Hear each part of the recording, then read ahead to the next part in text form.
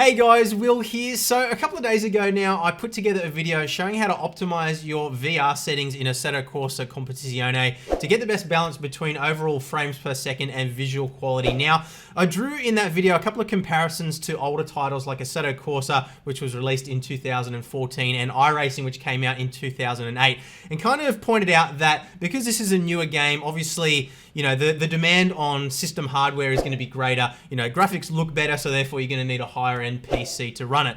Now, I did mention in that video that obviously over time we've seen improvements in the visual fidelity in iRacing and Assetto Corsa, but one game that I didn't compare to is Project Cars 2. Now, a couple of you guys in the comments of that video raised a really valid point, and one that I think is valid for further explanation. So one of the games that I didn't compare to was Project Cars 2. Now, Project Cars 2 is generally regarded as one of the better looking sims that's out there. It is a more recent sim as well, but one of the things that is really interesting about that particular sim is that it does run quite well in VR. You're able to achieve pretty high frame rates without needing to sacrifice all that much in terms of visual fidelity. So what I thought we'd do today is put the two titles head to head, Project Cars 2 versus Assetto Corsa Competizione in VR. We'll do a couple of different tests here to sort of see exactly how they compare to each other in terms of visual quality as well as overall frames per second. So what I've done here is I've put together two separate tests. What I've done is I've run Project Cars 2 at its absolute maximum settings on my system here, and I'll take you through the specs of my system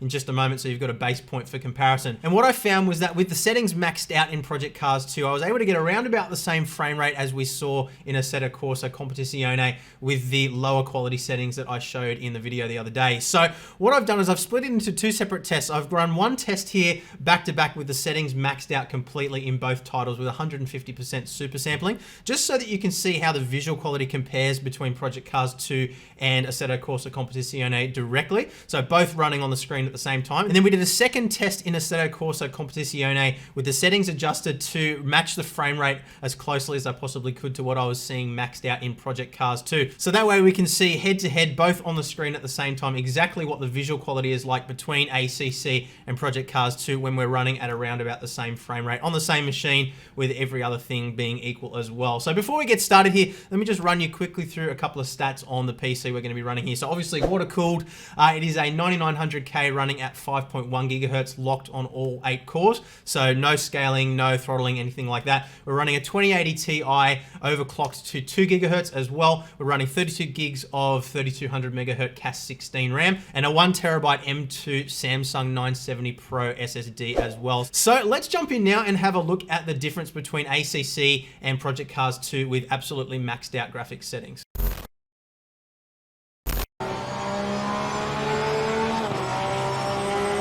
So the first thing that you're going to notice here is that the frame rate in the recording on Assetto Corsa Competizione is quite jerky here. Now, what I was seeing through the headset wasn't anywhere near this jerky, but unfortunately with the graphics maxed out completely, even recording on a second PC, I was still having problems recording at a stable frame rate. So I've got the frame rate there up on the right hand side of the screen for both titles as well. So you can see there we're averaging around about the sort of 40 frames per second in Assetto Corsa Competizione on the bottom of the screen, and around 60 frames per second in Project Cars 2. Obviously, the recording is a lot smoother in Project Cars 2 than what I was seeing there. So on the left-hand side of the screen there, you can see this Steam VR overlay. Now, that is showing a refresh rate of 90 Hertz, which is the native refresh rate of my HP Reverb headset.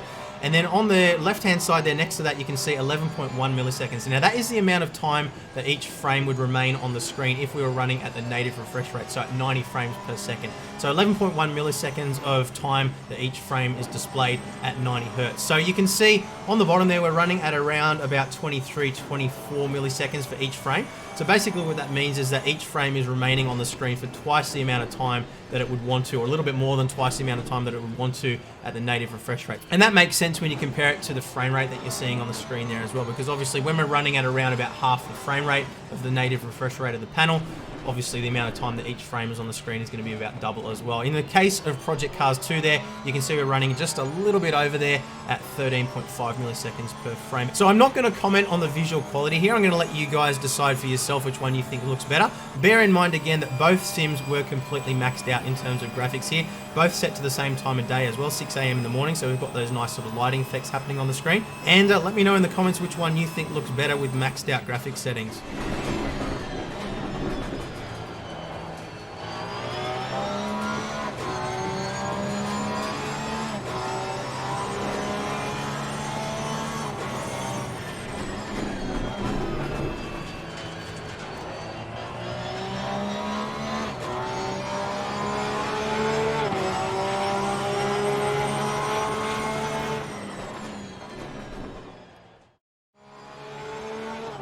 So next up, I ran exactly the same test again, but this time with the settings in ACC lowered down so that I was getting around about the same frame rate as I was getting in Project Cars 2 again. So the idea here was very simply just so that you could compare the visual fidelity between the two different sims and again, decide which one you think looks better at the same frame rate. So have a watch through.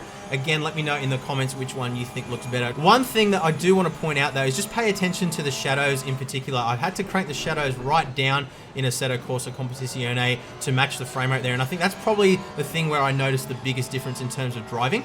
So just pay attention to that in particular. But yeah, let me know in the comments what you think about the two compared to each other with these settings.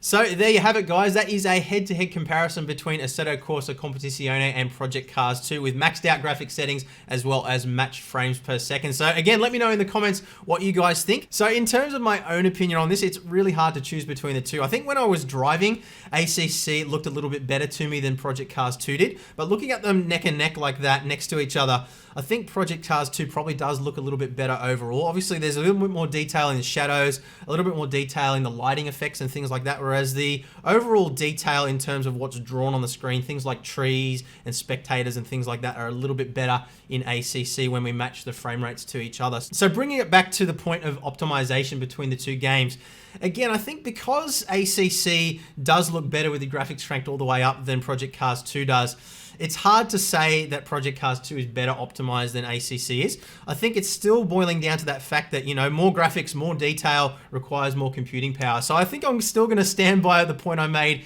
in the other day's video, but it's definitely been an interesting little comparison there, seeing them both neck and neck like that on the screen at the same time. So let me know what you guys think. I'm looking forward to continuing the discussion in the comments as well as in our Discord community. And yeah, hopefully you found this video interesting. If you have, make sure you leave a thumbs up, make sure you're subbed and hit the notification bell too so you don't miss future videos. And I'll see you guys again soon. Bye.